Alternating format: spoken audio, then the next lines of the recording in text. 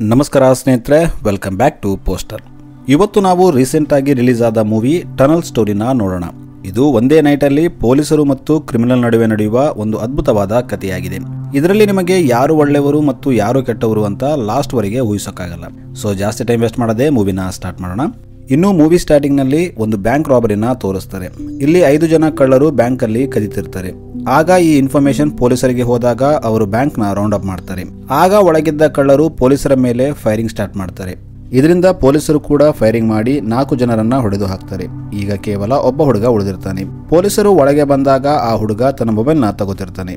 ಆಗ ಪೊಲೀಸರು ಆ ಹುಡುಗ ಗನ್ ತಗೋತಿದ್ದಾನೆ ಅಂತ ತಿಳ್ಕೊಂಡು ಅವನನ್ನ ಶೂಟ್ ಮಾಡ್ತಾರೆ. ಇದರಿಂದ 5 ಜನ ಕಳ್ಳರು ಸತ್ತೋಗ್ತಾರೆ. ಈಗ ಪೊಲೀಸರು ಹೊರಗೆ ಬಂದಾಗ ಅಲ್ಲಿ ಮೀಡಿಯಾ ಬಂದಿರುತ್ತೆ. ಇವರು ಪೊಲೀಸರಿಗೆ ಕಳ್ಳತನ ಮಾಡಿದ್ದಕ್ಕೆ ಎನ್ಕೌಂಟರ್ ಮಾಡ್ತೀರಾ ಅಂತ ಕೇಳ್ತಾರೆ.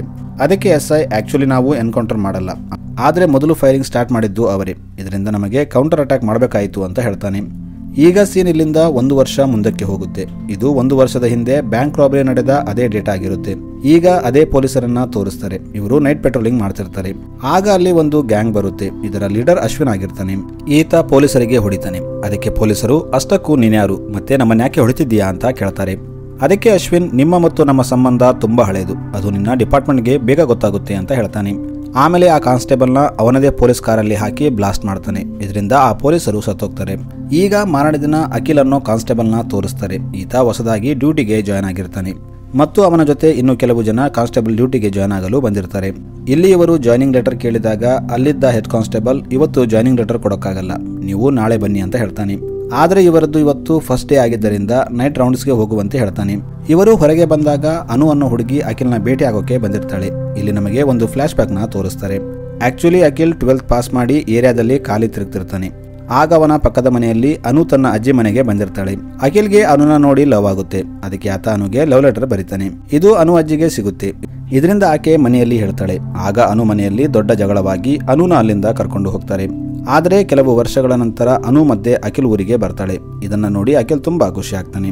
ಅನುಗೂ ಕೂಡ ಅಖಿಲ್ ಅಂದ್ರೆ ಇಷ್ಟ ಇರುತ್ತೆ. ಅದಕ್ಕೆ ಅಖಿಲ್ ಹೋಗಿ ಅನು ತಂದೆಗೆ, ನಾನು ನಿಮ್ಮ ಮಗಳನ್ನ ಮದುವೆ ಆಗ್ತೀನಿ ಅಂತ ಕೇಳ್ತಾನೆ. ಅದಕ್ಕೆ ಆತ, ನನ್ನ ಮಗಳಿಗೆ ಗೌರ್ಮೆಂಟ್ ಜಾಬ್ ಆಗಿದೆ, ಈಗ ಆಕೆ ಜಾಯ್ನಿಂಗ್ ಲೆಟರ್ಗೋಸ್ಕರ ವೇಟ್ ಮಾಡ್ತಿದ್ದಾಳೆ, ಆದ್ರೆ ಆಕೆನ ಮದುವೆ ಆಗೋಕೆ ನಿನಗೆ ಏನು ಯೋಗ್ಯತೆ ಇದೆ ಅಂತ ಕೇಳ್ತಾನೆ. ಮತ್ತು ಅನುನ ನಿನಗೆ ಕೊಟ್ಟು ಮದುವೆ ಮಾಡಕ್ಕೆ ಆಗಲ್ಲ ಅಂತ ಹೇಳ್ತಾನೆ.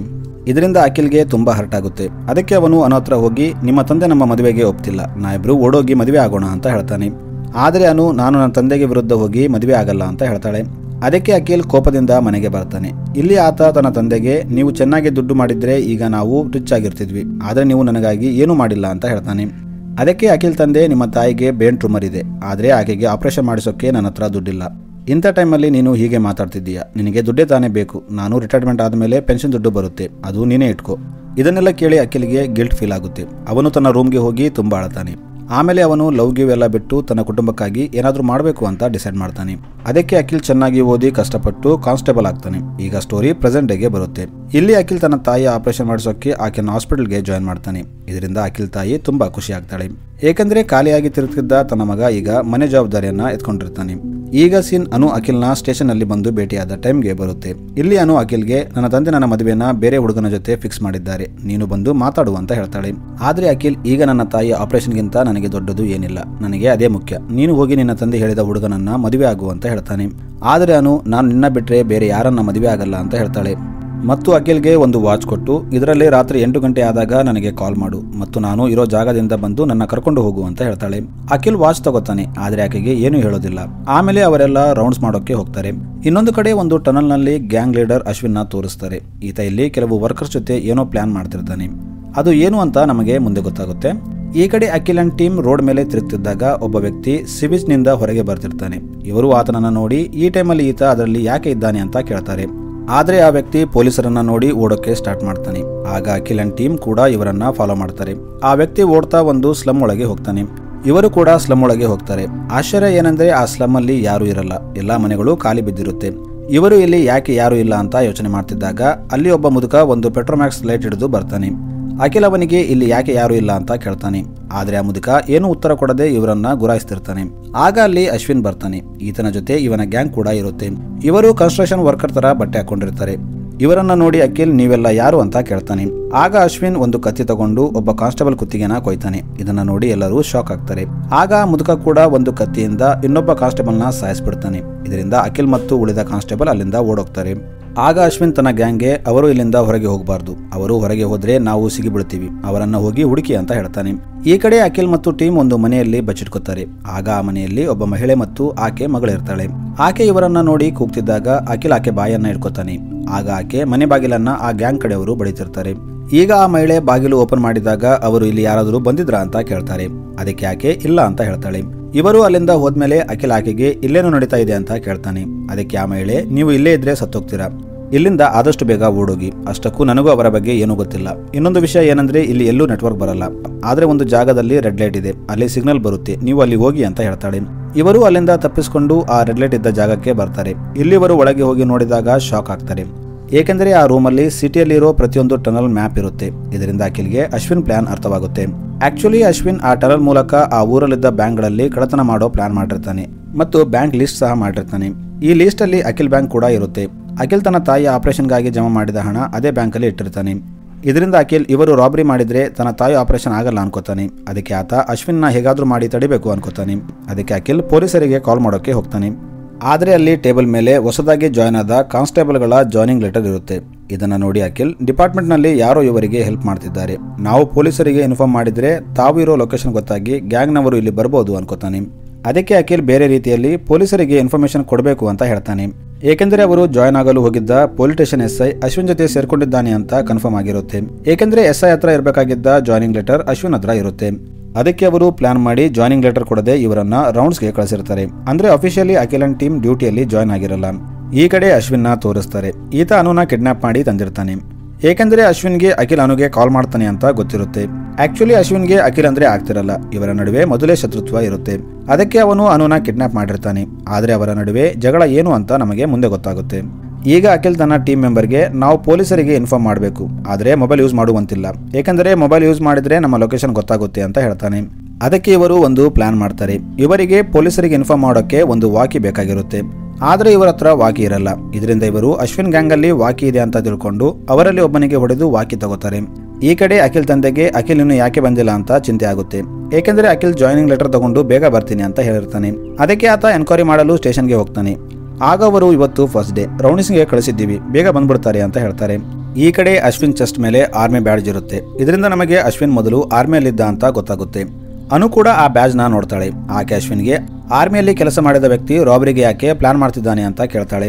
ಇದನ್ನ ಕೇಳಿ ಅಶ್ವಿನ್ ಅನುಗೆ ತನ್ನ ಸ್ಟೋರಿ ಹೇಳ್ತಾನೆ. ಈಗ ಸ್ಟೋರಿ ಫ್ಲಾಶ್ ಬ್ಯಾಕ್ಗೆ ಹೋಗುತ್ತೆ. ಆಕ್ಚುಲಿ ಅಶ್ವಿನ್ ಒಂದು ಹಳ್ಳಿಯಲ್ಲಿರ್ತಾನೆ. ಈ ಊರು ತುಂಬಾ ಸುಂದರವಾಗಿರುತ್ತೆ. ಇಲ್ಲಿ ಸುತ್ತಲೂ ಗುಡ್ಡ, ಹಚ್ಚ ಹಸಿರಿನಿಂದ ಕೂಡಿದ ಒಂದು ಊರು. ಈ ಊರಿನ ಜನರ ಮುಖ್ಯ ಉದ್ಯೋಗ ವ್ಯವಸಾಯ ಆಗಿರುತ್ತೆ. ಆದ್ರೆ ಈ ಊರಲ್ಲಿ ಕೋಲ್ ಸಿಗುತ್ತೆ ಅಂತ ಒಂದು ಕಂಪನಿಗೆ ಗೊತ್ತಾಗುತ್ತೆ. ಅದಕ್ಕೆ ಅವರು ಬಂದು ಈ ಊರಲ್ಲಿ ಮೈನಿಂಗ್ ಮಾಡ್ತಾರೆ. ಇದರಿಂದ ಊರೆಲ್ಲ ಬಂಜರಾಗುತ್ತೆ. ಇದ್ದ ನೀರನ್ನೆಲ್ಲ ಕಂಪನಿ ಯೂಸ್ ಮಾಡ್ತಿರುತ್ತೆ. ಇದರಿಂದ ಜನರಿಗೆ ವ್ಯವಸಾಯಕ್ಕೆ ನೀರು ಸಿಗಲ್ಲ. ಆಗ ಅಲ್ಲಿ ಒಂದು ಬ್ಯಾಂಕ್ನವರು ಬರ್ತಾರೆ. ಇವರು ಜನರಿಗೆ ಲೋನ್ ಕೊಟ್ಟು ಇದರಿಂದ ಬೋರ್ವೆಲ್ಗಳನ್ನ ತೆಗಿರಿ, ನಿಮಗೆ ನೀರು ಸಿಗುತ್ತೆ, ವ್ಯವಸಾಯ ಮಾಡಿ ಬಂದ ಹಣದಿಂದ ಲೋನ್ ತೀರಿಸಿ ಅಂತ ಹೇಳ್ತಾರೆ. ಇದರಿಂದ ಊರಿನ ಬಹುತೇಕ ಜನ ಲೋನ್ ತಗೋತಾರೆ. ಆದರೆ ನೀರಿಗಾಗಿ ಬೋರ್ವೆಲ್ ಹಾಕಿದಾಗ ಅದರಲ್ಲಿ ನೀರೇ ಬರಲ್ಲ. ಏಕೆಂದರೆ ಮೈನಿಂಗ್ ನಿಂದ ಭೂಜಲ ಪ್ರಮಾಣ ಕಡಿಮೆ ಆಗಿರುತ್ತೆ. ಆದರೆ ಬ್ಯಾಂಕ್ನವರು ಮಾತ್ರ ತಮ್ಮ ಲೋನ್ ತೀರಿಸುವಂತೆ ಜನರಿಗೆ ಟಾರ್ಚರ್ ಮಾಡ್ತಾರೆ. ಇದರಿಂದ ತುಂಬಾ ಜನ ಲೋನ್ ತೀರಿಸೋಕೆ ಆಗದೆ ಮೈನಿಂಗ್ ಕಂಪನಿಯಲ್ಲಿ ಉದ್ಯೋಗಕ್ಕೆ ಸೇರ್ಕೋತಾರೆ ಮತ್ತು ತುಂಬಾ ಜನ ಲೋನ್ ತೀರಿಸೋಕಾಗದೆ ಸೂಸೈಡ್ ಮಾಡ್ಕೋತಾರೆ. ಇದರಲ್ಲಿ ಒಬ್ಬರು ಅಶ್ವಿನ್ ತಂದೆ. ಇವರು ಕೂಡ ಸೂಸೈಡ್ ಮಾಡಿಕೊಂಡು ಸತ್ತೋಗ್ತಾರೆ. ಆಗ ಇಲ್ಲಿ ಒಂದು ಶಾಕಿಂಗ್ ವಿಷಯ ಹೊರಗೆ ಬರುತ್ತೆ. ಅದೇನೆಂದರೆ ಆಕ್ಚುಲಿ ಬ್ಯಾಂಕ್ನಿಂದ ಲೋನ್ ಕೊಡುವಂತೆ ಮೈನಿಂಗ್ ಓನರೇ ಹೇಳಿರ್ತಾನೆ. ಏಕೆಂದರೆ ಜನ ಲೋನ್ ತಗೊಂಡು ಸಾಲ ತೀರಿಸೋಕೆ ಆಗದಿದ್ದಾಗ ಜನ ದುಡಿಯೋಕೆ ಊರು ಬಿಟ್ಟು ಹೋಗ್ತಾರೆ. ಆಗ ಅವರ ಲ್ಯಾಂಡ್ ನ ಕಡಿಮೆ ರೇಟಿಗೆ ತಗೊಂಡು ಅಲ್ಲಿ ಕೂಡ ಮೈನಿಂಗ್ ಮಾಡಬೇಕು ಅನ್ಕೊಂಡಿರ್ತಾನೆ.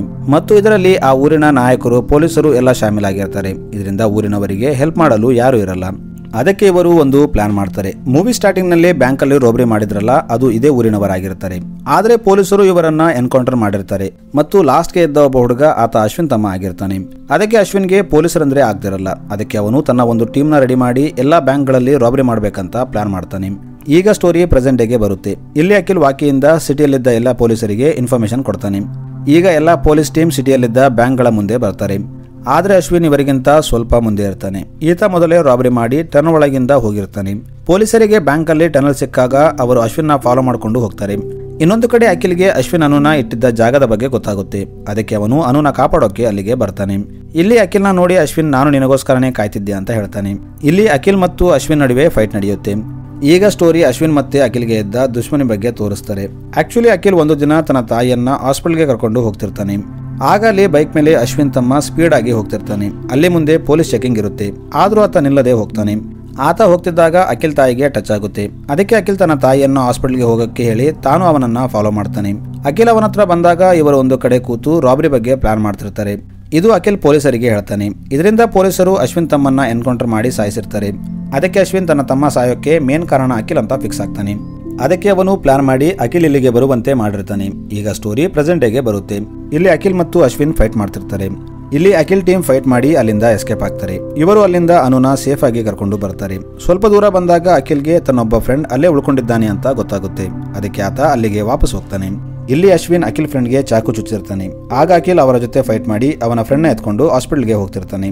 ಆದ್ರೆ ದಾರಿ ಮಧ್ಯದಲ್ಲಿ ಅವನ ಫ್ರೆಂಡ್ ಡೆತ್ ಆಗುತ್ತೆ. ಇದನ್ನ ನೋಡಿ ಅಖಿಲ್ ತುಂಬಾ ಅಳ್ತಾನೆ.